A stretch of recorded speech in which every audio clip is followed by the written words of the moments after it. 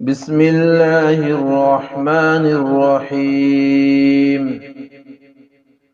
ألم تر إلى الذين يزعمون أنهم آمنوا بما أنزل إليك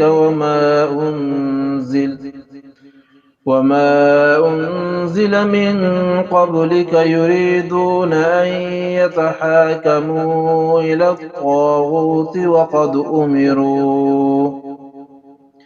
وقد أمروا أن يكفروا به ويريد الشيطان أن يضلهم ضلالا بعيدا.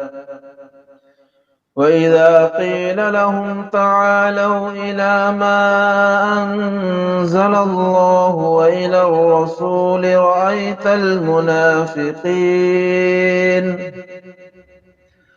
رأيت المنافقين يصدون عنك صدودا. فكيف إذا أصابتهم مصيبة بما قدمت أيديهم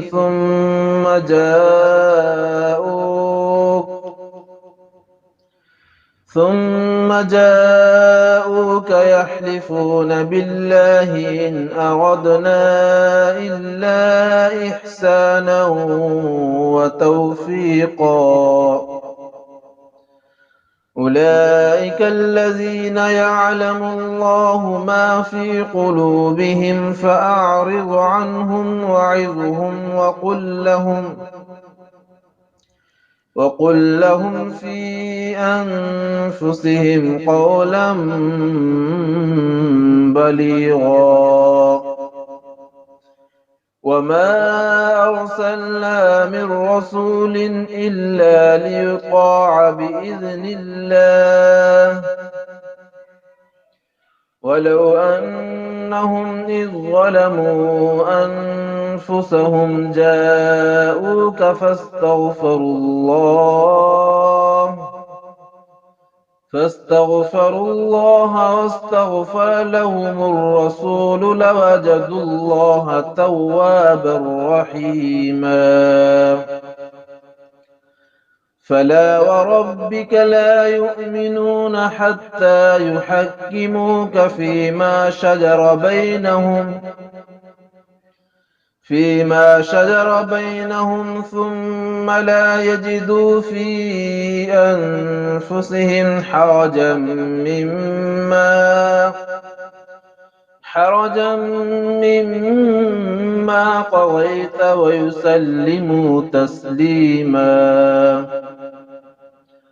ولو أنا كتبنا عليهم أن اقتلوا أنفسكم أو اخرجوا من دياركم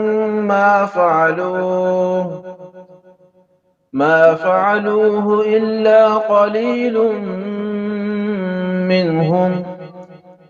ولو أنهم فعلوا ما يوعظون به لكان خيرا لهم وأشد تثبيتا.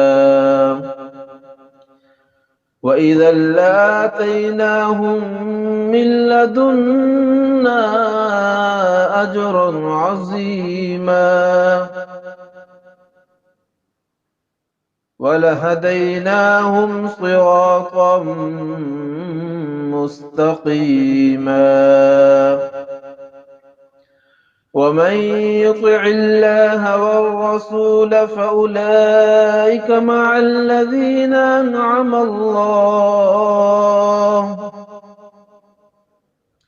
أنعم الله عليهم من النبيين والصديقين والشهداء والصالحين وحسن أولئك رفيقا. ذلك الفضل من الله وكفى بالله عليما. يا أيها الذين آمنوا خذوا حذركم فانفروا ثبات أو انفروا جميعا وإن منكم لمن ليبطئن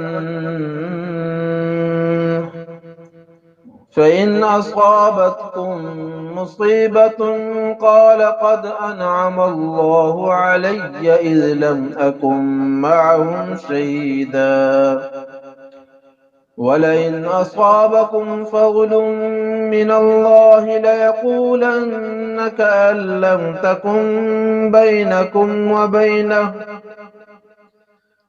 بينكم وبينه مودة يا ليتني كنت معهم فأفوز فوزا عظيما فليقاتل في سبيل الله الذين يشرون الحياة الدنيا بالآخرة ومن يقاتل في سبيل الله فيقتل أو يغلب فسوف نؤتيه أجرا عظيما وما لكم لا تقاتلون في سبيل الله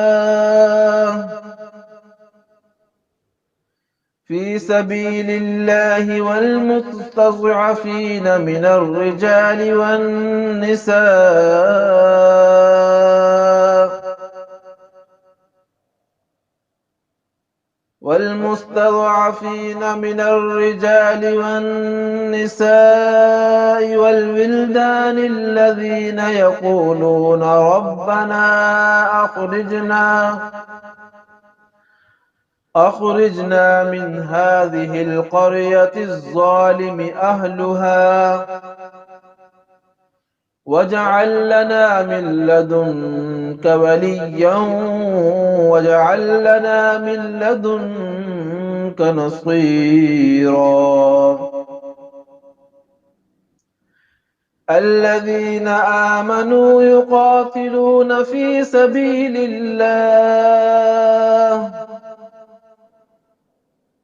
والذين كفروا يقاتلون في سبيل الطاغوت فقاتلوا أولياء الشيطان إن كيد الشيطان كان ضعيفا آمنت بالله صدق الله العظيم